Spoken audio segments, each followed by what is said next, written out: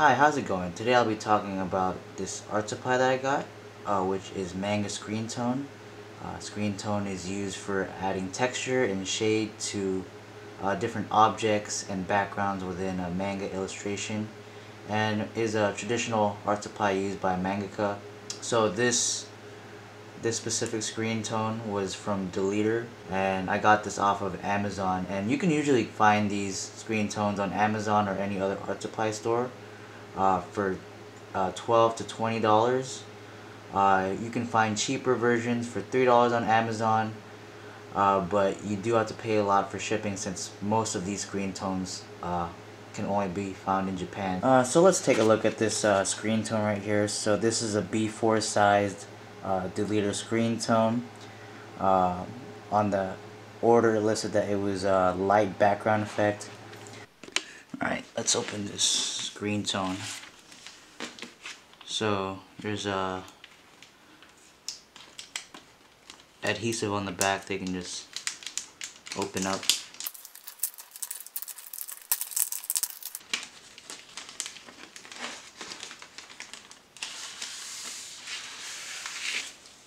Alright, it looks like the parchment paper is keeping the adhesive on the back and has a really smooth, nice finish on the top where you can just take it out. Alright, so using the screen tone, I'm gonna try to cut off a piece of the backing to paste onto a finished manuscript right here.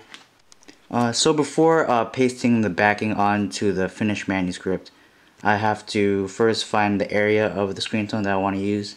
So I'll be doing this panel to the right here, and I'm just gonna put the screen tone on just to see which area I want to use.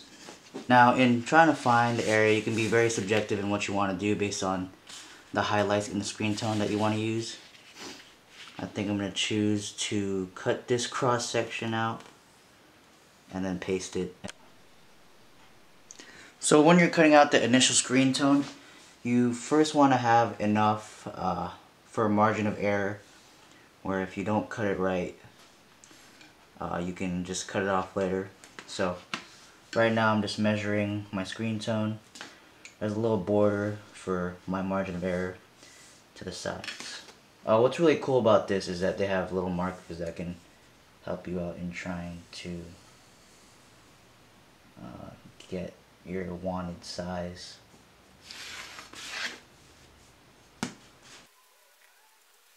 As you can see, I'm just going to cut this cross section off and put it on.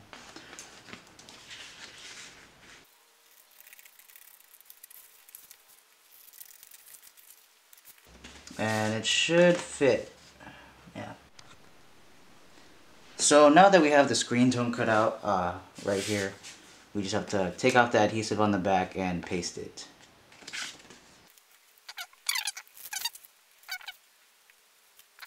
And then you just lightly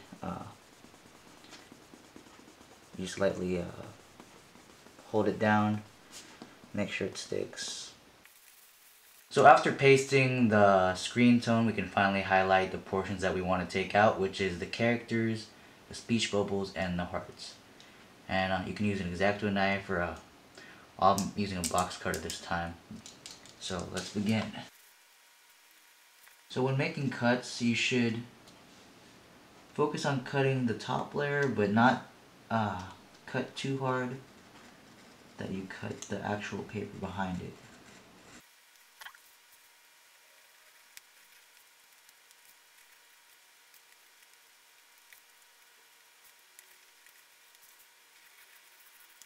So let's remove a part of it right now, see how that works.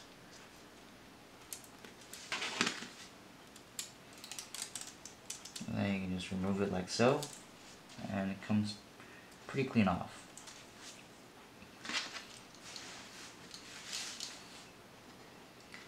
Let's start removing the screen tone off of the characters. It's sometimes a little difficult to take it off at first, but if you can separate the layer with the knife, then it should work. Let's see.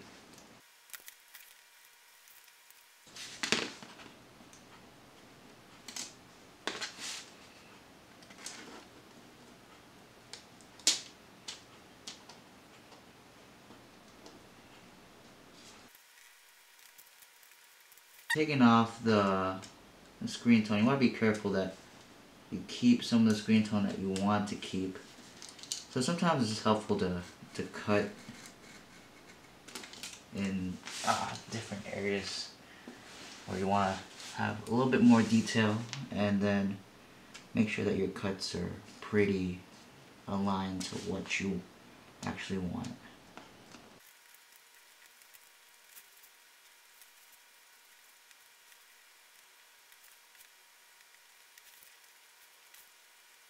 Alright, so now that we've outlined the characters, you see how I've taken off pieces of the screen tone to highlight the characters with the background.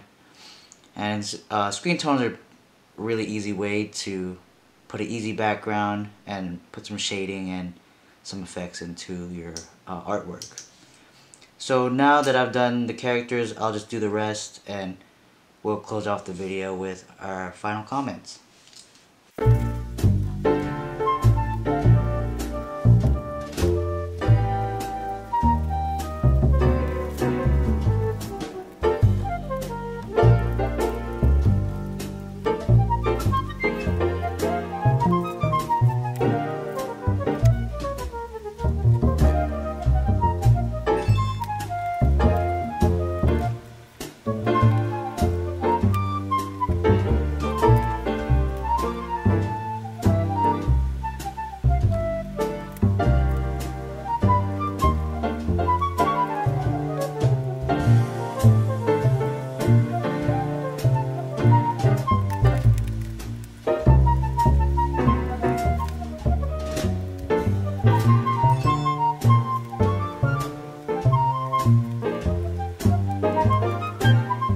Alright, so as you can see, I finished this panel with the screen tone.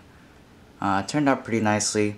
Some other panels that were finished beforehand turned out pretty nicely. We have this one panel using the screen tone and another one. So as far as adding shades, graphics, backgrounds, and other effects to your manga pages, you basically have two options. You have traditional screen toning, which is pasting the stickers, which I did just here, as well as digital screen toning using Photoshop or some other photo editing software. Looking at the cost, this one page cost me about $13 to get it shipped and to buy it. And when you're using different screen tones, you might want to have a variety of different effects rather than one. So unless you live in Japan or have access to very cheap screen tones, this may become a little costly, but if you do like to do it the traditional way, I highly recommend. But if you want a more cost-effective yet a little bit more modern way to approach it, you can use Photoshop. It's really your preference on what you want to do. And yeah, I'm really happy with how this turned out. This was how to do screen toning with traditional screen tone. I hope you learned a lot, and thank you so much for watching.